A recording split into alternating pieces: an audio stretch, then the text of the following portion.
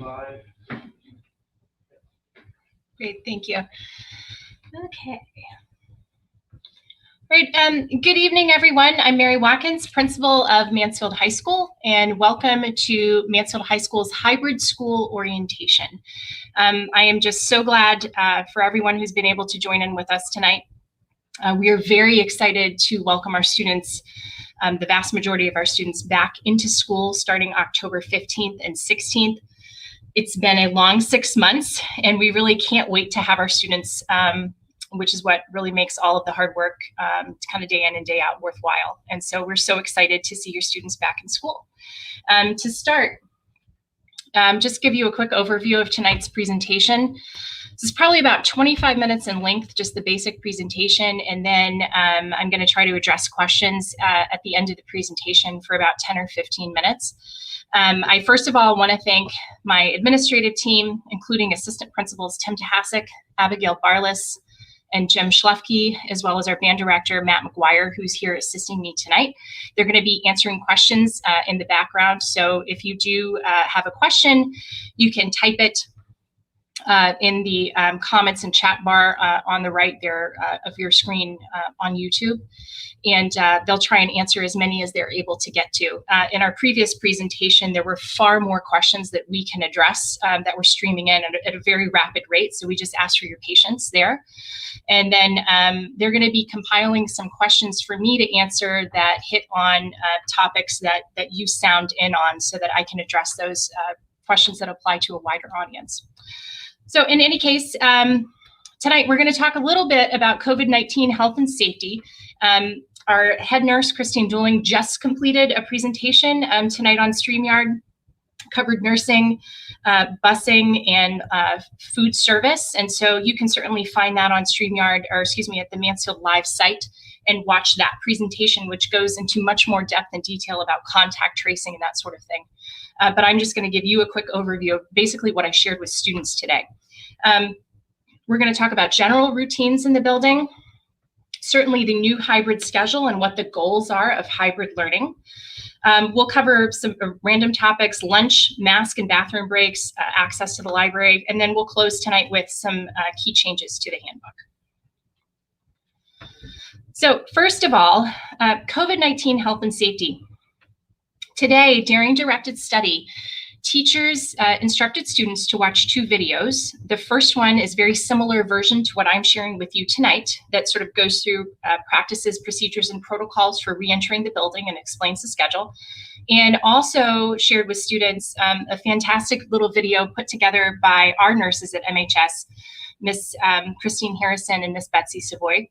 And just to review for you what they talked about, it was about 15 minutes in length. They talked to students about the importance of wearing a mask, practicing social distancing, washing hands, and staying home when sick. And so if you want to see that presentation, I encourage you to ask your child about it, and they can pull it up in their Google account and you can see the whole thing. In addition to our daily cleaning practices, which occur starting at 2 o'clock in the afternoon, the evening shift of our custodial staff comes in and they clean the building from top to bottom. During the day, we're adding additional cleaning to bathrooms for staff and for students, and other high-touch locations are definitely going to be cleaned more frequently during the school day. We have hand sanitizer available throughout the building. The expectation for students is when they walk into a classroom, they hit the hand sanitizer pump, and then when they exit the classroom, they hit that pump a second time. So we're really pushing the hand sanitizer in the building upon entering and exit any learning space. And that's going to be in combination with wearing a mask and practicing social distancing, one of the most effective things that we can do. Every classroom is also equipped with disinfecting wipes for desks. If a student wants to disinfect their desk, they certainly have that option. They should put on gloves, they can grab a wipe, and then wipe down their desk before they use it. Okay, to the next slide. Let's see here. Here we go. So what to bring to school. So I've mentioned this in the last couple of newsletters. I'll reiterate it again. We are now a one-to-one school. We are not a bring your own device school. We are strictly one-to-one with school-issued Chromebooks. But at this point, when we bring students back into school, starting on the 15th and the 16th, Chromebooks must be brought in every day. Your child needs to bring their Chromebook in charged every day, and it's got to be fully charged in order to last the day. So I just would recommend that, after your child is done with their work or their homework for the day before, they plug that Chromebook right in so that they can be assured that it is fully charged when they get to school. Due to supply chain issues, it's very hard to find Chromebooks at this point. We're very lucky in that our tech director, Ms. Lori Latondra, got out and ahead of that last spring. But we do not have very many loaner devices at all. So it's going to be very important for students to bring those Chromebooks charged. Certainly, students are welcome to use their Chromebooks, but should always close devices when prompted by the teacher. We're encouraging students to decorate or at least put your name on your case in some form or fashion so that you can identify your own device. And certainly, we don't share devices in school. Students need to bring and wear a mask every day. Students definitely need to bring a reusable water bottle. So water fountains, the actual push fountain, those are closed. But we do have several water fountains that have fill stations. So while you can't kind of push the bar and get a drink, you can use your water bottle with the fill station in order to have a full water bottle all the time. So it's going to be really important that students have one of those. Students need to bring a backpack. We don't have any lockers assigned this year. And I would also recommend that students bring a hoodie or a sweatshirt, something that they can keep in their backpack, and then sort of depending on the temperature in the building, be able to kind of better regulate their temperature. We're trying to bring in a lot more fresh air from the exterior than maybe we would have in past years. And sometimes it can take a little while for that fresh air, which is coming in at outside temperature, to warm up in the building. And until it warms up with the heaters on, probably having a sweatshirt or a hoodie is going to help your child to feel more comfortable at school.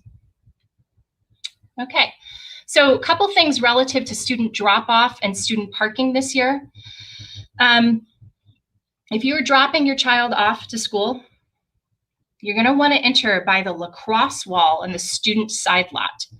So you're going to travel, well past Mansfield High School and enter in that far lot on the left. Turn in by the lacrosse wall, drive around the school, up past the athletic wing doors, and then pull all the way up to the auditorium side doors. There's a little pathway there, and that's where we want students to be dropped off. It's going to be important that you pull all the way up so that we can keep the flow of cars moving. When you exit, you'll continue to drive straight, and then you'll be able, and this is new this year, to turn right only onto East Street. Which is going to aim you headed back toward the QMS. So again, new traffic pattern there. When you're exiting the student side lot, you will only be able to turn right. You will not be able to make a left turn toward the police station. You'll be able to only turn right. So please consider that when you're dropping students off. The front loop, of course, is going to be closed. It's just for buses from about 6:50 a.m. to 7:25. After 7:25, if you have a late arrival, you can certainly use the front loop. But prior to that time, we want to make sure we use the side lot. I wanted to talk a little bit about senior parking. I know our seniors are just dying to know, what's the deal with parking? Am I going to be able to have a spot? The answer to that question is yes. And I don't want our seniors to worry. Essentially, because we're in two cohorts, we have plenty of parking for any senior that wants to park in the side lot.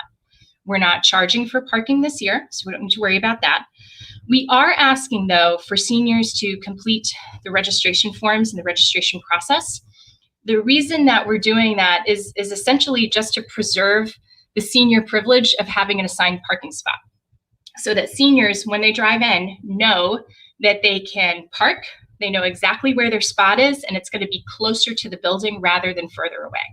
So beyond that, for our junior drivers, it's going to be first come, first serve. So if you're a junior, of course, you can park up at Memorial. Otherwise, you can park in the senior lot, but you will not be able to park in one of the designated senior spots. And we're going to work it so that seniors are actually sharing a spot. So a senior in the A cohort and a senior in the B cohort will share a spot. But of course, they'll be in school on opposite days, so there won't be a conflict there. So that's the time. That's the plan for how we're going to work senior parking during the hybrid model. And, when it comes to us getting back to full in-person, then that would potentially shift or change, but we're certainly not there yet. All right. Wanted to quickly review buses.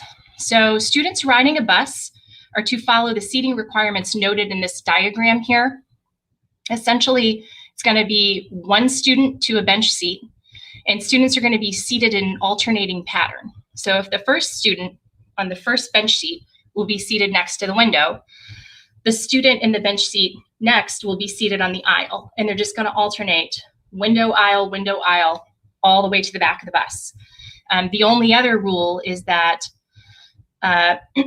certainly we don't have monitors on the secondary school buses, but the seat behind the bus driver is to remain empty, providing kind of a 6-foot distance between students and the actual bus driver. So the bus company is going to be assisting with seating assignments, which are also required. If you have more questions about busing, I would again refer you to the StreamYard recording that just went down. Our Assistant Superintendent of Finance, Mr. Ed Donahue, presented quite a bit about buses there, and many of your questions will be answered. Building entry and exit at MHS. All right, so every morning the buses are going to pull in the front loop, and they're going to pull up, and at 7:10, they're going to open the doors, but we are going to dismiss buses in a staggered manner. So more than likely, we are going to have buses on either end release students at the same time. And then we'll just kind of like work our way to the middle in a staggered format so that we're giving kids an opportunity to kind of get up to the doors before we release the next group of students, just to allow for a little bit more separation between students. Students are going to be able to enter MHS using multiple entrances: the front of the building, the athletics door, and the staff parking lot door.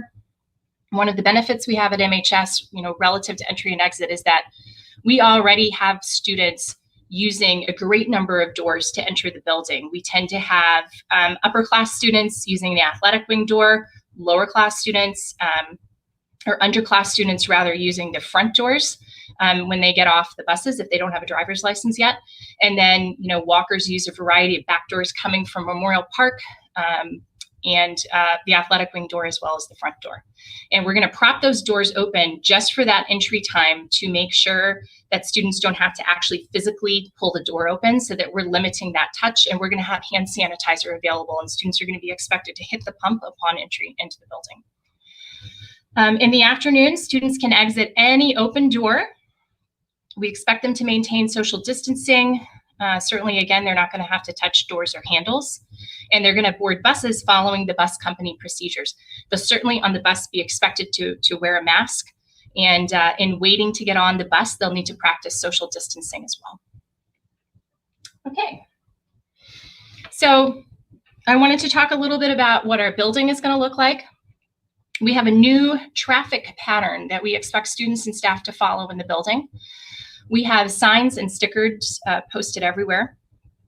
In general, I think the easiest way to think about it is that the center loop of the building is primarily going to be one way, and all of the other hallways, which are offshoots, are going to be two-way. We tried very hard to implement as many one-way hallways as we can, but some of them it's simply not feasible. They have to be a two-way. We also have some stairwells that are going to be designated as up only or down only. And those are going to be indicated by basically red or green tape, so that when you look at the stairwell, you'll have a very clear visual. If it's green, you'll be able to see, oh, I can go up this one. If it's red, stop, no, I can't go up this one. And students will have to continue to travel until they find the appropriate up or down stairwell. I would just ask parental support in reinforcing to students the importance of following those hallway arrows. It's a habit that we're going to have to learn. It's going to feel new to everyone. It feels awkward to me. I've been out in the hallway aplenty. It makes good logical sense on paper, but it's just not the way that I'm used to walking around the building. So we're definitely going to have to be open to developing some new habits in school. And we just really are seeking parental support in reinforcing that with students, and also especially the importance of staying 6 feet apart when students are in the hallway. It feels awkward. It doesn't feel natural in school, but it's staying apart, hand washing, wearing a mask that's going to help us all be able to stay in school together. And certainly, I just wanted to reiterate that, if we have a fire drill or an evacuation, something along those lines, what will take priority is getting out of the building. And we can ask students to sort of try to social distance, stay 3 feet apart, but you want to get to the exit that's closest to you. We're not going to walk all the way around the building to then get to the assigned exit. So that will always take precedence in an emergency setting. Okay, and then I just have the map here if you want to take a quick look. So here's the first floor, and you can see that the blue arrows indicate our one-way hallways, and then the green arrows indicate our two-way hallways. And then the purple stairwells, the purple little rectangles, are up-only stairs, and the orange ones are down-only. And then here you can see it mapped out on the second floor as well. So you'll see it's one way, sort of all the way around the center perimeter, which is basically in the middle as most of our science classes. On the exterior, social studies, English, and social studies again. And again, orange is down and purple is up. Okay, so on to the actual hybrid schedule. So before you, you can see a sample of the hybrid schedule. This, again, is just a sample. We're actually on Thursday going to be starting with period 4. So it would go 4, 5, 6, 7, 1 on the very first day of school. And we've already sent out kind of a prettier copy of that to students that makes a little bit more logical sense than this sample tonight in terms of what the expectation is on the 15th and the 16th, particular to those 2 days. But I just wanted to show you the actual hybrid model here. You'll see that this looks different than what we had in our report in August. Certainly, this schedule was the product of a lot of work starting from June, before school even dismissed, and moving all the way up into August. And this actually was the schedule that we had largely worked on. And then we had to make some last minute changes. And then we've now come back to this original model that we worked on. I'm hearing from students right now that in general, they're liking the 4-period day and taking good advantage of directed study. That's what teachers are reporting to me, that students are pretty well taking it seriously, which is very rewarding to hear. So there is no directed study in this model. Certainly, we'll think about it the next time we have to rearrange the schedule, in subsequent years after we get through this pandemic. But I am happy that we're moving back to a schedule model that looks like kind of what we did prior to our closure in March. And so we're just bringing back again another piece of normalcy into what we're doing here at school. The classes are just a bit shorter. These classes are on average 51 minutes a block, and lunches are about 21 minutes each. You'll see that we have a break after second block. That break is 8 minutes in length. So where there would normally be a 5-minute passing, we've just added 3 minutes onto that. And, that break actually was designed with students who are asynchronous at home. It was more designed for them in mind, to just be able to kind of take a quick break from the computer before they go into the next 3-hour block, before they're able to have a break at lunch. So that's really why we put that in there. But the first thing that you'll see is, if you look up at the top, we've got both cohorts listed. And on each day of the week, you can see whether they're at MHS or at home. You'll notice that Wednesday is not on the schedule. We're doing Wacky Wednesdays a little bit differently, and that's going to be the next slide. But let's just focus on Monday, Tuesday, and then Thursday, Friday. The easiest way to think about this is a 2-day block. So you'll see that the rotation on Monday and Tuesday are exactly the same. They repeat. Only difference is one group of kids will be at home, and then they'll flip-flop, and the other group of students will be at home. So you see we have the A rotation, 1, 2, 3, 4, 5, 6 on Monday and Tuesday. It just repeats. And then on Thursday and Friday, we move to the next letter of the alphabet in the rotation, which is the B day rotation. 7, 1, 2, 3, 4, 5. And we repeat that on Friday as well. So I'm telling students, I've told them it's just a very slow rotation. That's probably the best way to think about it. Now on Wednesdays, everybody's at home.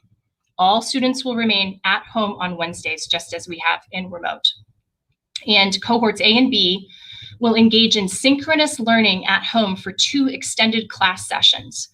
And essentially, they're going to meet the 2 class sessions that were dropped during the week otherwise. I'll go back to the previous slide, and that should make a little bit more sense to you.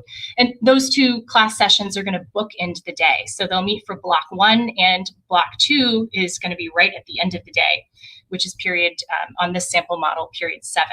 So we wanted to build some accountability into the day. You got to be in the chair at 7:25, logged on for a pretty lengthy class meeting. You'll have a break. We'll move into our S3H blocks, which I'm going to explain in just a minute. You'll have lunch, and then at the end of the day, you're going to have another extended class session, which again bookends and closes the day. So when I talk to students about, what is the rotation on Wednesdays, I tell them, just think about this. You just ask yourself, what class did I have at the end of the day on Tuesday? Whatever class that is the class that you're going to go to again on Wednesday morning. So it's very easy to figure out where you're supposed to be on Wednesday. And then in the afternoon on Wednesday, you'll just follow the next class in the rotation. So if you started in period 6, you're going to move to period 7. And then on Thursday, when you come into school, you ask yourself, well, what class did I have at the end of the day on Wednesday? And you go back to that class. So in this sample, you can see it matches the other slide. You ended period 7 on Wednesday, period 7. And so you're going to start back with period 7 the next day. And you can see 7, 1, 2, 3, 4, 5. And essentially, because periods 6 and 7 drop during the rotation, we're just pulling them back in from the Monday, Tuesday, and the Thursday, Friday to ensure that students get to see and meet with every period twice a week, either fully in person or in a full synchronous session. Okay. And then lastly, you can see we have S3H scheduled there in the middle, and that just stands for Subject-Specific Support Hour. So we have S3H Block A, Block B, and Block C. During those times, students can make an appointment to meet with staff for extra help. All teachers will be available during their department assigned hour. And then students are going to follow the specific instructions of individual teachers regarding how to make an appointment. So for example, in that first block A, from 9 to 10 in the morning on Wednesdays, that's when students can make an appointment with their math teacher, their social studies teacher, or perhaps their study skills teacher. S3HB, 10 to 11, they can meet with their English teacher, their health teacher, their art teacher, or their business teacher. And then finally, in Block C, they can meet with science or world language teacher. And certainly during any of those blocks, students could make an appointment to meet with their school counselor or other staff or support personnel, particularly as we think about college planning and this sort of thing. We've also thought about S3H relative to any student who may need to be quarantined, hopefully not, but if and when that happens, this will be a great opportunity for teachers to check in on those students. They'll be able to log in asynchronously along with the students who are at home to receive those lessons. And then we want teachers to prioritize reaching out to those students in particular on Wednesdays to make sure that they're keeping pace and getting what they need to. And then, just quickly, I wanted to talk about the goals of hybrid learning. Remote learning, hybrid learning, none of it is the same as all of us being fully in person together. I think when you think about the benefit of hybrid learning, you're really looking at just maximizing on the advantages of in-person learning. So that's exactly what we're going to do. When students are at MHS, we want to maximize the advantages of in-person learning. So those time periods, teachers are going to be focusing on building connections with students, facilitating great in-person discussion, administering assessments, and then also introducing complex concepts. When students are at home, we're going to maximize work that can be completed with greater independence, such as silent reading, writing, skill rehearsal, skill practice, skill building, and also reflection. And we are going to do that with structure, accountability, and opportunities for support. So to elaborate on what we have in place to provide structure, accountability, and support, students certainly have their materials in their possession. They certainly have additional resources that can be made available to them, since teachers can provide additional resources for them to take home on the days that they're not in school, days they're not in person in school. For students who are at home, attendance is going to be taken every period. They're expected to log on when instructed. Certainly alphanumeric grades are going to be issued. I covered that in the remote learning session for sure. And teachers are going to be hosting Google Meets with students while they're at home. So for every period, the teacher is going to run a very quick Google Meet at the start of the class period and close each class session with a Google Meet for the students who are at home. The purpose of the meet at the start of the class period is to review learning expectations, make sure students know what they're supposed to be doing. And then at the end, they'll double back with students, check in, how did it go, provide them an opportunity to answer some questions and kind of lay a foundation for what's going to happen in class in person the next day, or in the longer synchronous session with the entire class. So I just want to reassure everyone that there will be interaction with the teacher every period, every day, even for students who are at home. Okay, from there I'd like to talk just a little bit about school lunch. The cafeteria is set up very differently from what we're used to. Certainly entry and exit in terms of how students pick up their food is going to look different. On the little map, you can see that we're having students kind of form 2 rows and 2 lines, oh, actually 4 lines, I guess, on either side of the cafeteria. So we're going to be using both sides of the caf. The black line indicates students who have brought their lunch, so they don't need to get in line to eat. They stand in that line and they just walk in and sit down. And then students who need to buy lunch are going to progress further and then enter either side, use the middle doors to come in and sit down. So that's kind of a map of how that's going to go. Let me get to the next slide. Just wanted to reiterate what lunch expectations are and show you a photo of the cafeteria. So students need to wear a mask at all times unless they're actually eating. So if you walk in, you're getting your tray, you're coming in to sit down, you want to make sure that your mask is on. We're asking students to practice social distancing when waiting in lunch lines, and we have little stickers for them to stand on to help promote that. We want students to use hand sanitizer upon entering and exit the cafeteria. And certainly you can see it doesn't look like the regular caf. We've got desk chair combos in there, and they're all at 6 feet apart. We can fit about 103 students in the cafeteria, and students can't move the desks. So, it definitely is going to be a different lunch experience than what we're used to. But, it's just one of the things we have to get used to so that we can all be here together at school. A new thing this year is that at least through December, lunch and breakfast are free for all students. So if your child forgets their bag lunch, they're certainly welcome to get in line and get a lunch. My understanding is that's going to last through December, and depending on federal funds, that may continue past December as well. Okay. And then again, just to talk about lunch spaces, like I said, I can fit around 103 students in the cafeteria at 6 feet apart. We are going to have to certainly take advantage of overflow. So some students, we're going to have to fit about 34 students in the library to eat lunch this year. And then certainly if we need to, our overflow space is going to be the band room. And so we can fit about 18 students in there. We are certainly, I don't think we're going to need to use the band room all that frequently, but we may on some occasions when our numbers push to 160 in the cohort for lunch. And also new this year, we're going to let students eat outside. So, when you throw the doors wide open in the main lobby, there's this sort of huge concrete walk area as well as some grassy areas. And if students want to sit out there with their friends, they're more than welcome to do that. They still need to be seated socially distant, but they can, get some fresh air out there. We don't have like proper seating out there for students, so they'll just have to sit directly on the concrete. They can lay down, put their backpack under the head, whatever they want.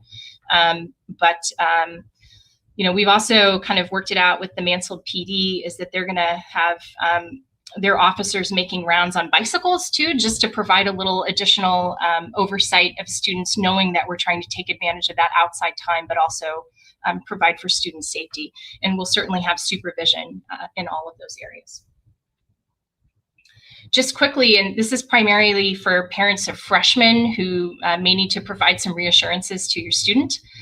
Just want to explain the lunch schedule and how it works. Students are assigned to lunch based on whatever their Block 5 class is that day. So whatever comes up in that Block 5 slot is the assigned lunch, and it's going to change just depending on what your child has Block 5 every day.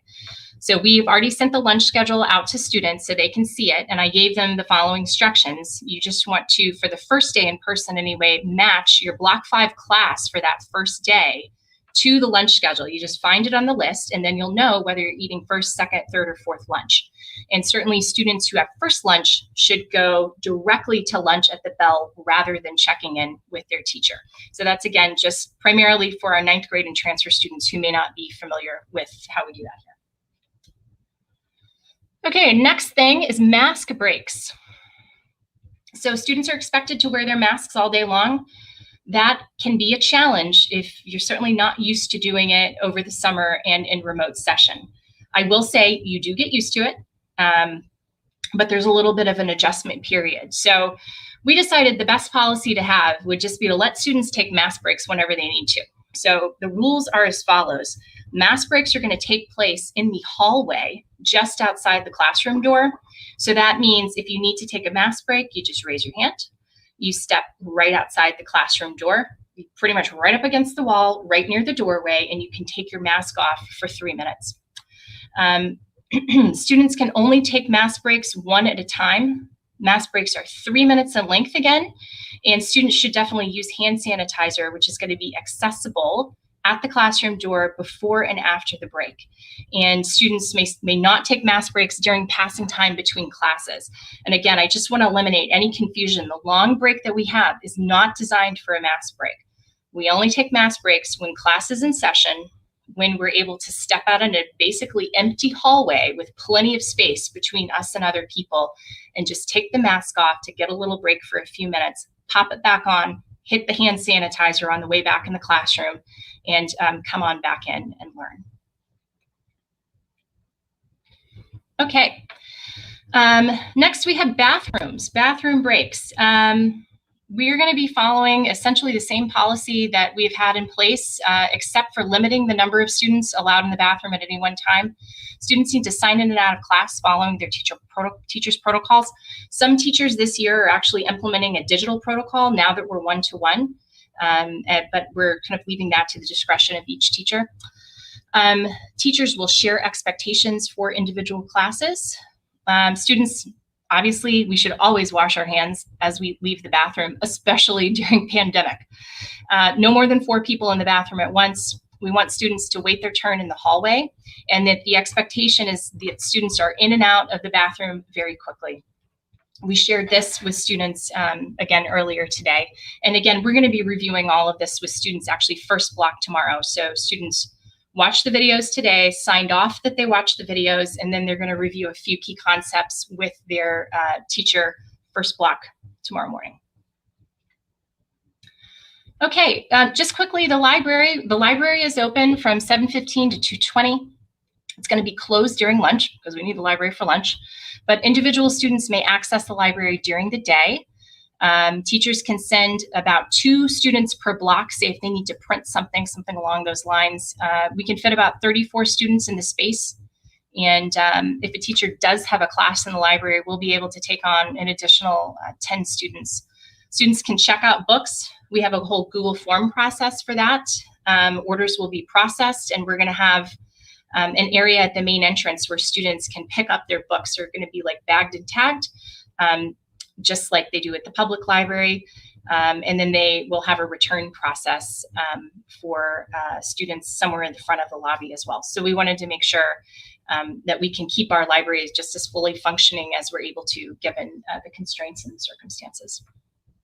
And then last but not least, in tonight's formal side of the presentation, is I just wanted to mention that we do have a new COVID-19 addendum to the MHS student handbook. This was voted in school committee, I'm going to say about 2 to 3 weeks ago. And it really just covers topics that are very specific to COVID-19 and the COVID-19 health guidelines. We're asking students and parents to read it. It's not that long. It's quite doable. And then we're going to be sending a form home with students so that they can sign off. And so that you as parent can sign off that you've read it again.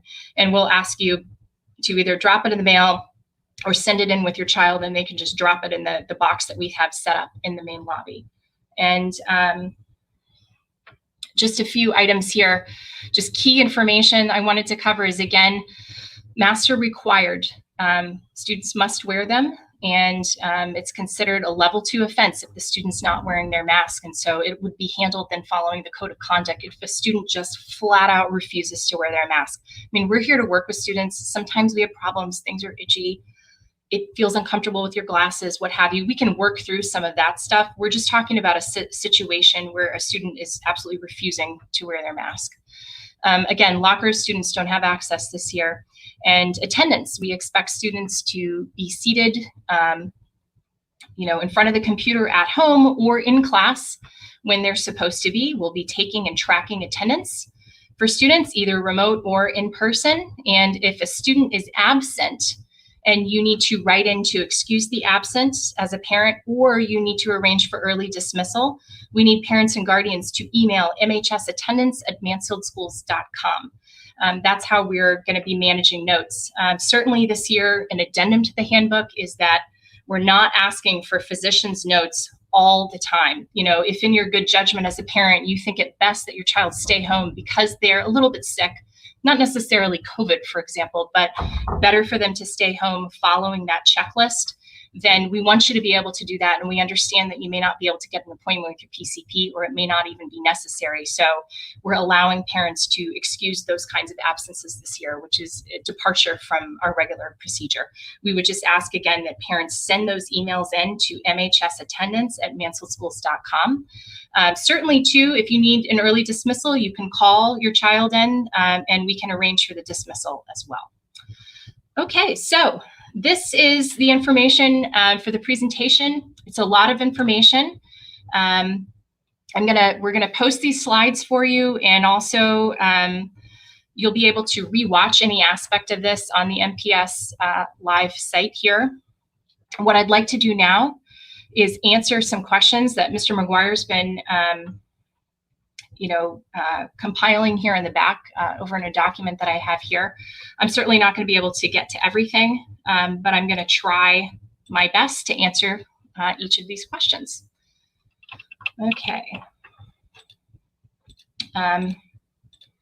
Mr. Tahasik wanted me to remind everybody that if you have questions and you don't have a Gmail account, which would prohibit you from being able to post them, then you can just email those to him at timothy.tahasik@mansfieldschools.com. And I think that he's posted his email address up in the side column for you.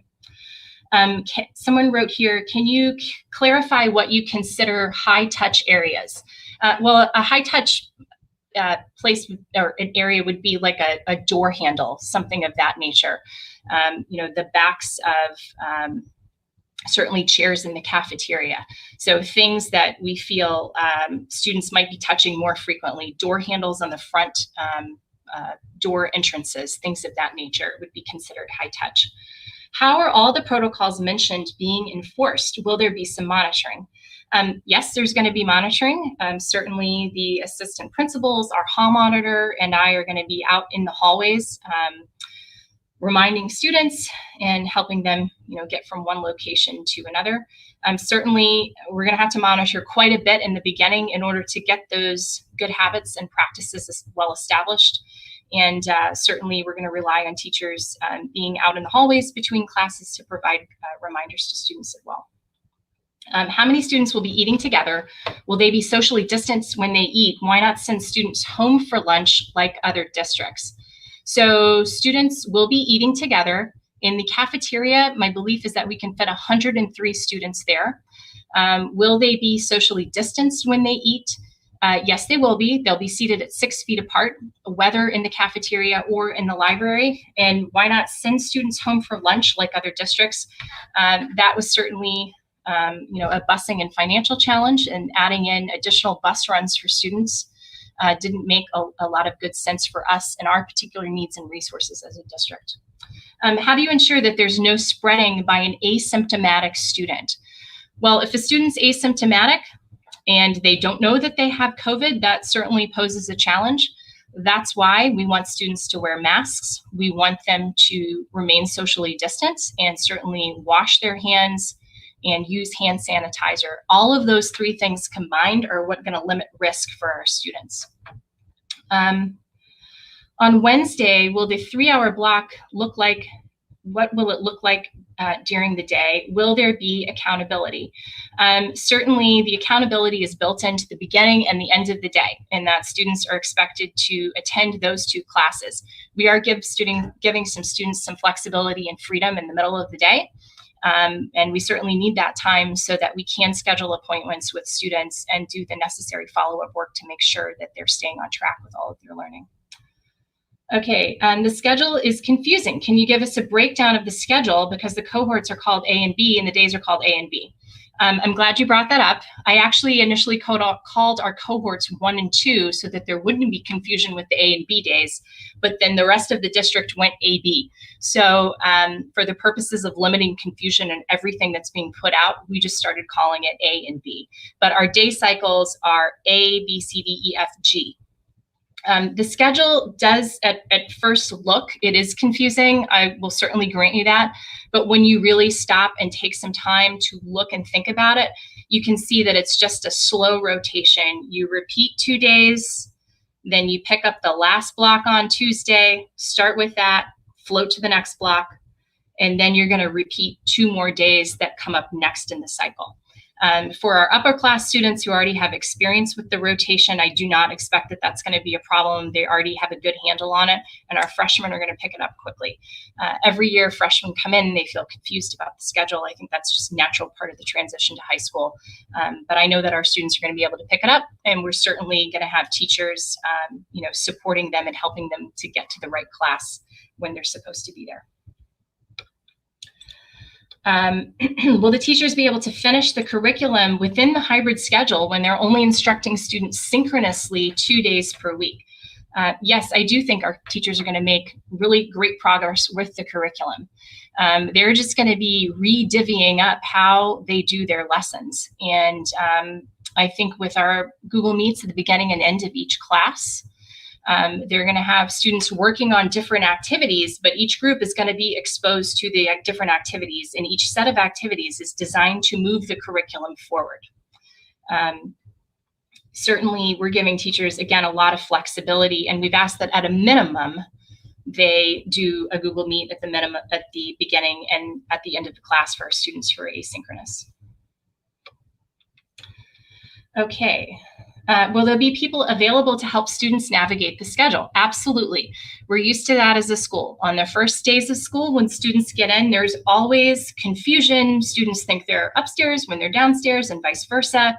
We have staff that are flexible. We stand in the hallways. We're actively looking for students who look lost and trying to help them find their way to class. So we're certainly going to provide flexibility for our students there. Will bus seating be assigned? Yes, to my knowledge, bus seating will be assigned. I think, though, if you want more details on the busing side of things, I would refer you to the presentation that went earlier this evening. It's recorded. You can certainly watch it in there. Have the schools installed special HVAC air filters to filter out COVID? So that's a great question. Actually, in Mansfield, we don't recycle air in the building. All the air that is pushed into rooms comes directly from the outside, and then the exhaust pulls it out. So we do have some MERV 13 air filters in the school, which I know we're hearing a lot of talk about MERV 13 as a good option for filtering out COVID. It's certainly going to be filtering out pollen and such that's coming into the building. But since we don't recycle air, there's not going to be, the air is coming in directly from the outside into the classrooms. Let's see here.